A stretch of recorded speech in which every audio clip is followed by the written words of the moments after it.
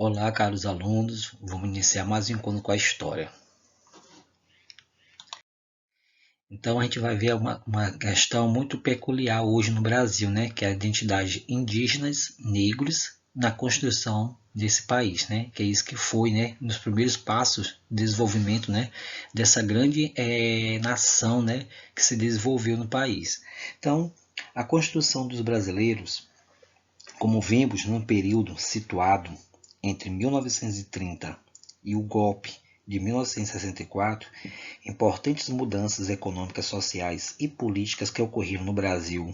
Com essas mudanças e em curso, duas grandes principais preocupações do governo diziam a respeito ao caminho que o Brasil deveria realmente trilhar para atingir a modernidade e os elementos que formavam a identidade nacional brasileira.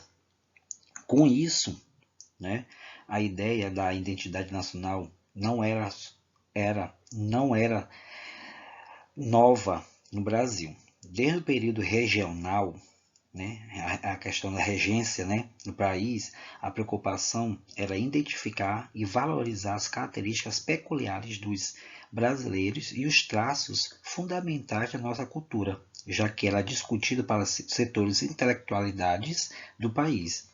A valorização da cultura e dos tipos humanos, né, do Brasil estava presente, por exemplo, na literatura romântica nos meados do século XIX e na Semana da Arte Moderna, em 1922.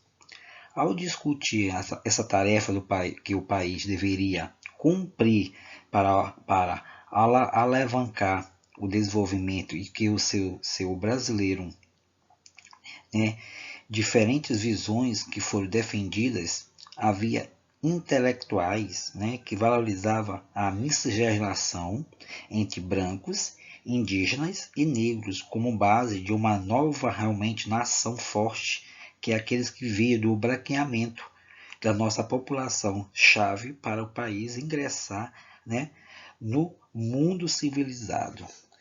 Então, indígena, negros na construção da identidade nacional.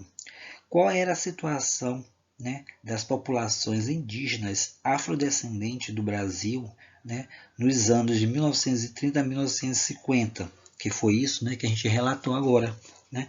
Então, a situação dessa população era que ela estava se construindo, né, ao longo do processo da modernização dos elementos que formavam essa identidade nacional brasileira.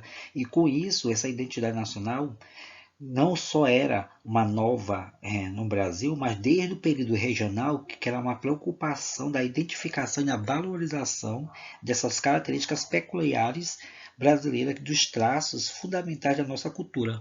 E a partir daí formando, né, essa miscigenação, né, da raça, né, no Brasil. Então, tudo isso foi o que deu início, né, essa construção, né, dessa identidade nova no país. Com tudo isso, os indígenas no governo Vargas, né, como foi? O governo buscava formar uma nova identidade nacional, construindo assim pela educação, cultura e em discurso da homogeneização, né, de massas em torno da ideia da nação. O que caracterizou isso? Primeiro, o diálogo com artistas intelectuais que provocaram identificar, selecionar, né, essas raízes através, né, de nacionais ou criar uma cultura oficial brasileira. Com tudo isso, o mito de três raças foi a partir daí, né, atribuindo os negros, índios e brancos a mesma importância, né, da composição dos brasileiros para valorizar e trabalhar no processo de crescimento do país, dando início nessa política indígena na era Vargas, que foi o primeiro ponto, foi a integração e a sociedade como, né, agentes produtivos. Outro, resgatar a imagem do precursores do Brasil, e outro é a criação do Dia do Índio, que foi em 1934, né, que é a fundação do Conselho Nacional de Proteção dos Índios em 1939. Dando nisso, né, tivemos modelos, ou seja, dois fatores que teve como elementos para fortalecer esse processo.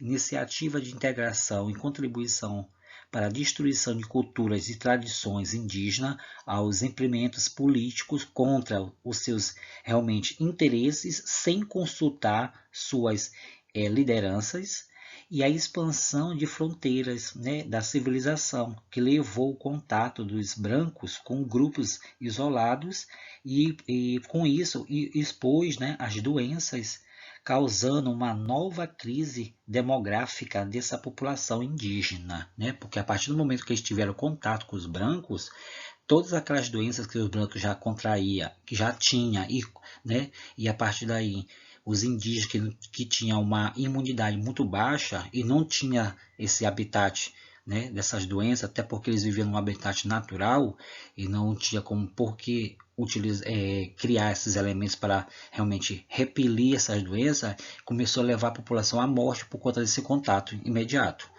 Dando nisso, né, fazendo com esse contato, levando vários indígenas à morte, a população começou a ver outros olhares, a característica, né, dessa nova nação, realmente, tanto indígena. E os negros, por outro lado, foi aquela população sofrida, né, trazida como escravo para desenvolvimento, mas depois começou a fazer o contato diretamente com os indígenas, por isso e com os brancos. Por isso que a nação brasileira foi fortemente, né, caracterizada por essas três raças, né, índios, negros e brancos. Tudo que passou nessa tendência do governo Vargas, né? Os indígenas depois de Vargas, né? As mudanças na vida da população indígena continuaram nos anos seguintes. Por quê? A partir do governo de Jânio Quadros, a ação de coordenar as políticas latifundiárias para integrar os indígenas e suas tarefas no mercado sofreu importante derrota. Por quê? Governo JK. As novas mudanças para o Oeste. Como foi? Primeiro, ele verificou as características da construção de Brasília e do cruzeiro rodoviário, que gerou uma onda de expansão agrícola sem regulamentação do Estado, que deixou os indígenas centro-oeste à mercê dos latifundiários, que foram os grandes fazendeiros, para que eles utilizassem eles, né, como mão de obra barata, escrava, né? Diminuição do investimento do serviço de proteção aos indígenas e a intensificação, né, de exploração de terras indígenas no centro-oeste e do norte do país, que também foi outro ponto, né, muito peculiar que ocorreu no governo JK por conta dessa invasão, né, do branco nos territórios indígenas para tirar recursos naturais.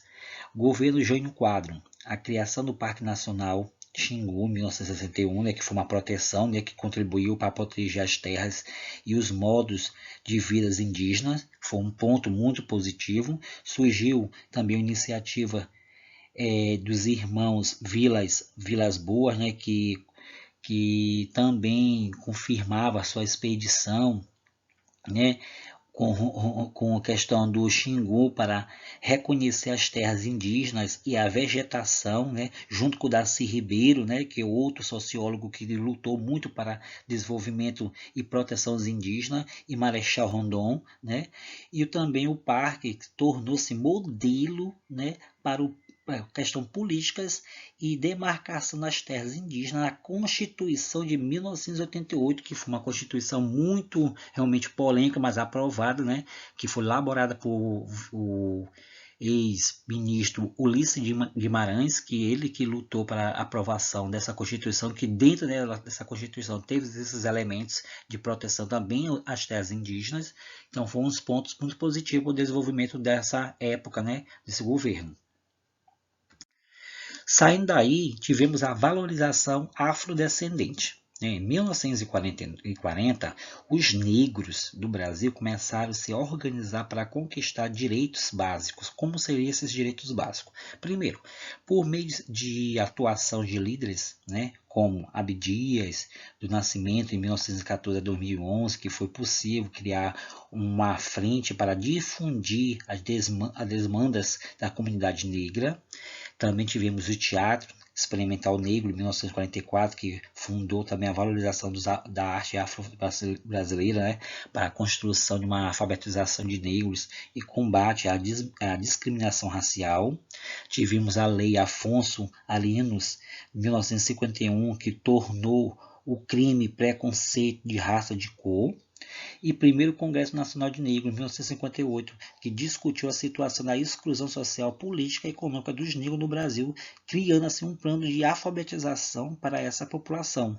Com tudo isso, né, surgindo assim essas características, né, no país para a proteção, né, sobre o alvejo, né, que estava aumentando cada vez mais, né, no país, sobre essas tendências, principalmente dos indígenas, que eu citei anteriormente, e agora dos negros, né, que era sofrido e também era como uma questão de preconceito, né, desenvolvendo altamente no país.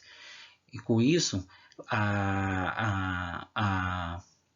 alguns intelectuais, né, buscando alguns elementos para formar, né, questões positivas a favor dos negros, para que eles pudessem realmente seguir seu desenvolvimento, né, da sua própria comunidade, buscando assim, a sua valorização no país, até porque eles faziam e faz parte desse país.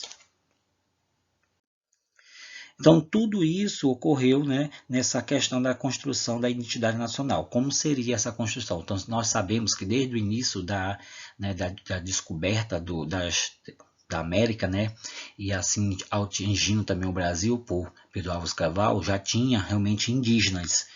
E depois vieram os negros e os brancos, né, que faziam parte dessa expedição, que formando assim a última raça.